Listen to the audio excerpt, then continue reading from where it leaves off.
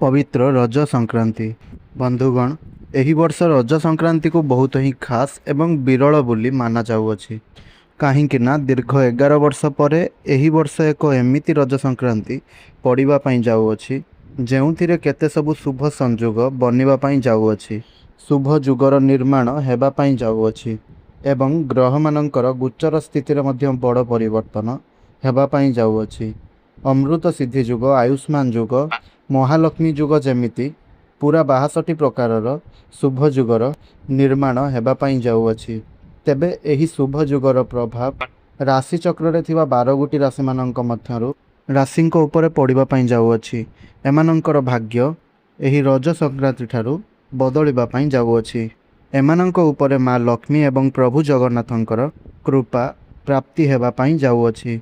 आपण मिठा बांटिबा पई होई जांतु प्रस्तुत, काहींकि ना एही पवित्र रज संक्रांति ठारू आपण मानक जीवन रे एक बहुत बड़ परिवर्तन हेबा पई जाउअछि। आपणकर समस्त मनस्कामना पूर्ण हेबा पई जाउअछि। माँ लक्ष्मींकर कृपारु एवं प्रभु श्री जगन्नाथंकर कृपारु एही 5 गोटी राशि हेबा पई जाउछंती कोटिपति। दीर्घ दिन धरी आपणक मनरे जहाँ भी किछि मनस्कामना थिला सेही सबु पूर्ण हेबा पई जाउअछि। समस्त क्षेत्र में आपंक सफलता प्राप्त हेबा पई जाउअछि। एही रज संक्रांति ठारू ग्रह मानकर गोचर स्थिति रे किछि एमिति परिवर्तन हेबा पई जाउअछि जहा फल रे एही राशि गुड़िक मालामाल हेबा पई जाउछंती। एही राशि गुड़िक उपरे माँ लक्ष्मी एवं प्रभु जगन्नाथंकर कृपा प्राप्ति हेबा पई जाउअछि। माँ लक्ष्मींक कृपारु आपणक सठिक समय रे धन लाभ मध्य हेबार अछि।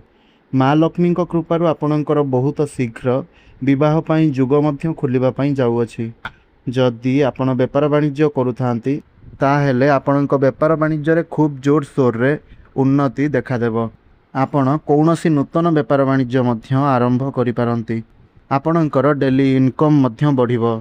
पार्टनरशिप रे व्यापार वाणिज्य करूथले आपणक आहुरी अधिक लाभ प्राप्ति हेबो एवं जेउ व्यक्ति विशेष माने बेरोजगार अछंती, कौनसी चाकरी बाकरी नाही तो सेमानंकु मनपसंदर चाकरी मिलिबार मौका मध्य प्राप्ति हेबो। आपणक भितरे आकर्षणर क्षमता बढ़िबो। कर्म क्षेत्र रे आपण उन्नति करिवे। जदि पूर्वरु चाकरी करिसंती ताहेले आपणकर प्रमोशन हेबार जुग बनुअछि। कौनसी एमएनसी कंपनी रु जॉब ऑफर मध्य आसी पारे। विदेश जीवार सुख मध्य आपणकु प्राप्ति हेबो। भ्रमणर सुख आपणकु प्राप्ति हेबो। भाग्य आपणकर पूर्ण मात्रा रे साथ देव। भाग्य बल रे कम परिश्रम रे आपण बहुत अधिक सफलता प्राप्ति करिवे। प्रेम जीवन रे सफलता मिलिबो।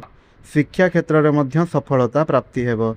ऑनलाइन काम रे, डिजिटल काम रे, मार्केटिंग काम रे, कंस्ट्रक्शन रो काम रे, ट्रैवल एंड टूर रो काम रे एवं जेउ व्यक्ति विशेष माने शिक्षक एवं शिक्षयित्री अछंती, ब्यूटी पार्लर, स्टेशनरी शॉप एही सबु क्षेत्र रे आपनकु बहुत अधिक सफलता प्राप्ति हेबो। आउ आपनक द्वारा करा जाइतिबा समस्त चेष्टा एबे आपनकर सफल हेबा पई जाउअछि। माँ लक्ष्मींकर कृपारु आपनकु बारंबार अजणा जगारु धन लाभ होई पारे। शेयर मार्केट, स्टॉक मार्केट एवं ट्रेडिंग रे आपनकु अचानक लाभ प्राप्ति हेबो। दूर यात्रा करिवार सुयोग आपनकु प्राप्ति हेबो। कोर्ट कचेरी मामला रे आपनकु सफलता प्राप्ति हेबो। तो बंधु माने एबे आसंतु जानिबा सेही 5 गोटी भाग्यशाली राशि मानक विषय रे जेउ मानकर भाग्य एही रज संक्रांति ठारू बदलिबा पई जाउअछि। जदि आपण माने भी माँ लक्ष्मी को, प्रभु श्री जगन्नाथ को सच्चा हृदय रे भक्ति करंती, विश्वास करंती ताहेले वीडियोटी को लाइक करी कमेंट बॉक्स रे जय माँ लक्ष्मी, जय श्री जगन्नाथ अवश्य लिखि दियंतु। तेबे सर्वप्रथम भाग्यशाली राशिटी हेउछि वृष राशि। वृष राशिर व्यक्ति विशेष मानक उपरे माँ लक्ष्मी कृपारु अपार कृपार वर्षा हेबा पई जाउअछि। एही रज संक्रांति ठारू तांकर परिवार रे खुशीर वातावरण खेलिबा पई जाउअछि। माँ लक्ष्मी तांक प्रति दयाशील रहिबे। आपणकर धनर अभाव रहिबो नाही। जेउ माने व्यापार वाणिज्य करूथले सेमाने तांकर व्यापार वाणिज्य रे भल लाभ करिबाकु जाउछंती। आपणकर धार्मिक कार्य रे मन लागिबो। जेउ मानकर कोर्ट कचेरी रो मामला रहितला सेमाने तांकर कोर्ट कचेरी मामला रे सफल हेबा पई जाउछंती। एमाने शिक्षा क्षेत्र रे आगो को बढ़िबा पई जाउछंती।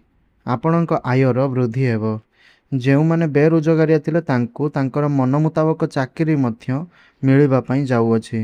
ବୃଷ ରାଶିର ବ୍ୟକ୍ତିବିଶେଷମାନଙ୍କ ଉପରେ ମା ଲକ୍ଷ୍ମୀ ଅପାର କୃପା ରଖିବା ପାଇଁ ଯାଉଛନ୍ତି।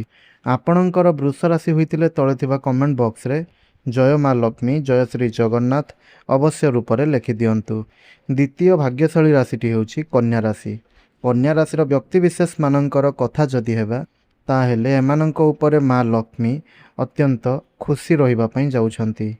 ମା ଲକ୍ଷ୍ମୀଙ୍କର କୃପାରୁ ଯେଉଁମାନେ ଚାକିରି କରୁଥିଲେ ସେମାନଙ୍କର ଚାକିରିରେ ପ୍ରମୋସନ୍ ହେବାକୁ ଯାଉଅଛି। ଏହି ରଜ ସଂକ୍ରାନ୍ତି ଠାରୁ ଆପଣଙ୍କର ଜୀବନସାଥୀଙ୍କ ସହିତ ଅନେକ ଖୁସିର ସମୟ ବିତାଇବା ପାଇଁ ଯାଉଛନ୍ତି। ଆପଣଙ୍କର ଆୟ ବୃଦ୍ଧି ହେବା ପାଇଁ ଯାଉଛି। ସମାଜରେ ଆପଣଙ୍କର ମାନ ସମ୍ମାନ ଏବଂ ଯଶ ଖ୍ୟାତି ବଢ଼ିବ। କର୍ମକ୍ଷେତ୍ରରେ ଆପଣ ଆଗକୁ ବଢ଼ିବେ। ଯେଉଁମାନେ ବେରୋଜଗାରିଆ ଥିଲେ ତାଙ୍କୁ ତାଙ୍କର ମନ ମୁତାବକ ଚାକିରି ମଧ୍ୟ ପ୍ରାପ୍ତି ହେବ। ସନ୍ତାନ ସୁଖ ମଧ୍ୟ ଆପଣଙ୍କୁ ପ୍ରାପ୍ତି ହେବ। ଭାଗ୍ୟର ସାଥ ମିଳିବ। କର୍ମକ୍ଷେତ୍ରରେ ପ୍ରମୋସନ୍ ହେବାର ଯୁଗ ବନୁଅଛି। ବିଦେଶ ଯିବାର ସୁଖ ମଧ୍ୟ ଆପଣଙ୍କୁ ପ୍ରାପ୍ତି ହେବ। ଅତଏବ ମା ଲକ୍ଷ୍ମୀ କନ୍ୟା ରାଶିର ବ୍ୟକ୍ତିବିଶେଷମାନଙ୍କ ଉପରେ ବହୁତ କୃପା କରିବା ପାଇଁ ଯାଉଛନ୍ତି। ଆପଣଙ୍କର କନ୍ୟା ରାଶି ହୋଇଥିଲେ ତଳେ ଥିବା କମେଣ୍ଟ ବକ୍ସରେ ଜୟ ମା ଲକ୍ଷ୍ମୀ ଜୟ ଶ୍ରୀ ଜଗନ୍ନାଥ ଅବଶ୍ୟ ଲେଖିଦିଅନ୍ତୁ। ତୃତୀୟ ଭାଗ୍ୟଶାଳୀ ରାଶିଟି ହେଉଛି ତୁଳା ରାଶି।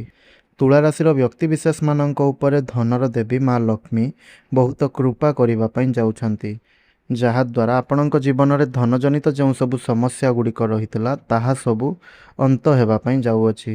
ଏହି ରଜ ସଂକ୍ରାନ୍ତି ଠାରୁ ପୂର୍ବରୁ ଆପଣ ଯେଉଁ କାର୍ଯ୍ୟ କରୁଥିଲେ ସେହି କାର୍ଯ୍ୟରେ ଆପଣଙ୍କର ଯଦି ବାଧା ସୃଷ୍ଟି ହେଉଥିଲା ମା ଲକ୍ଷ୍ମୀଙ୍କ କୃପାରୁ ସେହି କାର୍ଯ୍ୟରେ ଆପଣଙ୍କର ବାଧା ସୃଷ୍ଟି ହେବ ନାହିଁ। ଯେଉଁମାନେ ଚାକିରି କରୁଥିଲେ ସେମାନେ ତାଙ୍କର ଚାକିରିରେ ପ୍ରମୋସନ୍ ପାଇବା ପାଇଁ ଯାଉଛନ୍ତି। ଯେଉଁମାନେ ବେରୋଜଗାରିଆ ଥିଲେ ତାଙ୍କୁ ତାଙ୍କର ମନ ମୁତାବକ ଚାକିରି ମଧ୍ୟ ପ୍ରାପ୍ତି ହେବ। ସନ୍ତାନ ସୁଖ ଆପଣଙ୍କୁ ପ୍ରାପ୍ତି ହେବ। ଭାଗ୍ୟର ସାଥ ମିଳିବ। ସେୟାର ମାର୍କେଟ ଷ୍ଟକ୍ ମାର୍କେଟ ଏବଂ ଟ୍ରେଡିଂରେ ଆପଣଙ୍କୁ ସଫଳତା ପ୍ରାପ୍ତି ହେବ। ପ୍ରେମ ଜୀବନରେ ମଧ୍ୟ ସଫଳତା ପ୍ରାପ୍ତି ହେବ। ଯେଉଁମାନଙ୍କର କଥାବାର୍ତ୍ତା ବନ୍ଦ ହୋଇଯାଇଥିଲା ସେମାନଙ୍କର ପୁଣି ଥରେ କଥାବାର୍ତ୍ତା ହୋଇପାରେ। ଯେଉଁମାନେ ସିଙ୍ଗିଲ୍ ଅଛନ୍ତି ସେମାନଙ୍କୁ ନୂତନ ପାର୍ଟନର ମଧ୍ୟ ମିଳିପାରନ୍ତି। କର୍ମକ୍ଷେତ୍ରରେ ମଧ୍ୟ ସଫଳତା ପ୍ରାପ୍ତି ହେବ। ନୂଆ ଚାକିରି ପ୍ରାପ୍ତି ହେବାର ମଧ୍ୟ ଯୁଗ ବନୁଅଛି। ଅତଏବ ମା ଲକ୍ଷ୍ମୀ ଆପଣଙ୍କୁ ବହୁତ ସାରା କୃପା ଦେବା ପାଇଁ ଯାଉଛନ୍ତି। ଆପଣଙ୍କର ତୁଳା ରାଶି ହୋଇଥିଲେ ତଳେ ଥିବା କମେଣ୍ଟ ବକ୍ସରେ ଜୟ ମା ଲକ୍ଷ୍ମୀ ଅବଶ୍ୟ ରୂପରେ ଲେଖିଦିଅନ୍ତୁ। ଚତୁର୍ଥ ଭାଗ୍ୟଶାଳୀ ରାଶିଟି ହେଉଛି କୁମ୍ଭ ରାଶି। କୁମ୍ଭ ରାଶିର ବ୍ୟକ୍ତିବିଶେଷମାନଙ୍କ ଉପରେ ମା ଲକ୍ଷ୍ମୀଙ୍କର ଅସୀମ କୃପା ରହିବା ପାଇଁ ଯାଉଅଛି। ଏହି ରଜ ସଂକ୍ରାନ୍ତି ଠାରୁ ଆପଣଙ୍କର ଅଟକି ରହିଥିବା ସମସ୍ତ କାର୍ଯ୍ୟ ସଫଳପୂର୍ବକ ଶେଷ ହେବ। ଅଚାନକ ଆପଣଙ୍କର ଧନ ଲାଭର ଯୁଗ ବନୁଅଛି। ଆପଣଙ୍କ ଘରେ ଖୁସିର ବାତାବରଣ ଖେଳିବା ପାଇଁ ଯାଉଅଛି। ଯେଉଁମାନଙ୍କର ଦୀର୍ଘ ଦିନ ଧରି ବିବାହ ହେଉନଥିଲା ସେମାନଙ୍କର ଆଗାମୀ ସମୟ ମଧ୍ୟରେ ବିବାହ ହେବା ପାଇଁ ଯାଉଅଛି। ଆପଣଙ୍କ ରାଗ ଉପରେ ଆପଣ ସଂଯମତା ରକ୍ଷା କରନ୍ତୁ। ନହେଲେ ଅଯଥା କୌଣସି ଝଗଡ଼ାରେ ଆପଣ ଫସିପାରନ୍ତି। ପୂର୍ବରୁ ଆପଣ ଯେଉଁ ଯୋଜନା ପ୍ରସ୍ତୁତ କରୁଥିଲେ ସେହି ଯୋଜନାରେ ଆପଣ କାର୍ଯ୍ୟ କଲେ ଆପଣଙ୍କୁ ଭଲ ଲାଭ ମିଳିପାରେ। ଯେଉଁମାନେ ବିଜନେସ୍ କରୁଛନ୍ତି ସେମାନେ ତାଙ୍କର ବିଜନେସ୍ରେ ଭଲ ଲାଭ କରିବା ପାଇଁ ଯାଉଛନ୍ତି। ଆପଣଙ୍କର ଆଗାମୀ ସମୟରେ ଅତ୍ୟନ୍ତ ଖୁସିର ଆଗମନ ହେବା ପାଇଁ ଯାଉଅଛି। ବିଦେଶ ଯିବାର ସୁଖ ଆପଣଙ୍କୁ ପ୍ରାପ୍ତି ହେବ। ଶିକ୍ଷା କ୍ଷେତ୍ରରେ ଆପଣଙ୍କୁ ସଫଳତା ପ୍ରାପ୍ତି ହେବ। ପ୍ରେମ ଜୀବନରେ ମଧ୍ୟ ସଫଳତା ପ୍ରାପ୍ତି ହେବ। ଯେଉଁମାନେ ସିଙ୍ଗିଲ୍ ଅଛନ୍ତି ସେମାନଙ୍କୁ ନୂତନ ପାର୍ଟନର ମଧ୍ୟ ମିଳିପାରନ୍ତି। ମାନେ ମା ଲକ୍ଷ୍ମୀ ଆପଣଙ୍କ ଉପରେ ବହୁତ କୃପା କରିବା ପାଇଁ ଯାଉଛନ୍ତି। ତେବେ ଏହି ରାଶି ଆପଣଙ୍କର ହୋଇଥିଲେ ତଳେ ଥିବା କମେଣ୍ଟ ବକ୍ସରେ ଜୟ ମା ଲକ୍ଷ୍ମୀ ଜୟ ଶ୍ରୀ ହନୁମାନ ଅବଶ୍ୟ ରୂପରେ ଲେଖିଦିଅନ୍ତୁ। ତେବେ ପଞ୍ଚମ ବା ଶେଷ ଭାଗ୍ୟଶାଳୀ ରାଶିଟି ହେଉଛି ମୀନ ରାଶି। ମୀନ ରାଶିର ବ୍ୟକ୍ତିବିଶେଷମାନଙ୍କ ଉପରେ ମା ଲକ୍ଷ୍ମୀଙ୍କର କୃପା ରହିବା ପାଇଁ ଯାଉଅଛି। ଜୀବନରେ ଖୁସିର ଆଗମନ ହେବା ପାଇଁ ଯାଉଅଛି। ଯେଉଁ କାର୍ଯ୍ୟ ଆପଣ କରୁଛନ୍ତି ସେହି କାର୍ଯ୍ୟରେ ଆପଣ ସଫଳ ହେବା ପାଇଁ ଯାଉଛନ୍ତି। ଆପଣଙ୍କ ପରିବାରରେ ଖୁସିର ମାହୋଲ ଖେଳିବା ପାଇଁ ଯାଉଅଛି। ପୂର୍ବ ଦିନରେ ଆପଣ ଯେଉଁ କର୍ମ କରିଥିଲେ ସେହି କର୍ମଗୁଡ଼ିକର ଫଳ ଆପଣ ପାଇବା ପାଇଁ ଯାଉଛନ୍ତି। ଯେଉଁମାନେ ବିଜନେସ୍ କରୁଥିଲେ ସେମାନେ ତାଙ୍କର ବିଜନେସ୍ରେ ଭଲ ଲାଭ କରିବେ। ଆପଣଙ୍କର ବୈବାହିକ ସମ୍ପର୍କରେ ମଧୁରତା ଆସିବ। ଯେଉଁମାନେ ପ୍ରେମ କରୁଛନ୍ତି ତାଙ୍କର ପ୍ରେମ ଜୀବନ ବିବାହର ରୂପ ନେବା ପାଇଁ ଯାଉଅଛି। ଆଉ ଦୀର୍ଘ ଦିନ ଧରି ଯେଉଁମାନଙ୍କର ବିବାହ ହୋଇପାରୁନଥିଲା ତାଙ୍କର ଆଗାମୀ ଦିନରେ ଖୁବ୍ ଶୀଘ୍ର ବିବାହ ମଧ୍ୟ ହେବା ପାଇଁ ଯାଉଅଛି। ସନ୍ତାନମାନଙ୍କର ସୁଖ ଆପଣଙ୍କୁ ପ୍ରାପ୍ତି ହେବ। ଭାଗ୍ୟର ସାଥ ମିଳିବ। ଏହି ରଜ ସଂକ୍ରାନ୍ତି ପରେ ଆପଣ କୌଣସି ନୂତନ ଯାନବାହନ ଜମିବାଡ଼ି ପ୍ରପର୍ଟି ଇତ୍ୟାଦି ଆପଣ କିଣିପାରନ୍ତି। ବଡ଼ ଭାଇ ଭଉଣୀଙ୍କର ସପୋର୍ଟ ଆପଣଙ୍କୁ ପ୍ରାପ୍ତି ହେବ। ଚାରିଦିଗରୁ ଆପଣଙ୍କୁ ଲାଭ ହିଁ ଲାଭ ପ୍ରାପ୍ତି ହେବ। ବେପାର ବାଣିଜ୍ୟରେ ଉନ୍ନତି କରିବେ। ଅତଏବ ମା ଲକ୍ଷ୍ମୀ ଆପଣଙ୍କ ଉପରେ ବହୁତ କୃପା ରଖିବା ପାଇଁ ଯାଉଛନ୍ତି। ଆପଣଙ୍କର ମୀନରାଶି ହୋଇଥିଲେ ତଳେ ଥିବା କମେଣ୍ଟ ବକ୍ସରେ ଜୟ ମା ଲକ୍ଷ୍ମୀ ଜୟ ଶ୍ରୀ ହରି ବିଷ୍ଣୁ ଅବଶ୍ୟ ରୂପରେ ଲେଖିଦିଅନ୍ତୁ। ଧନ୍ୟବାଦ।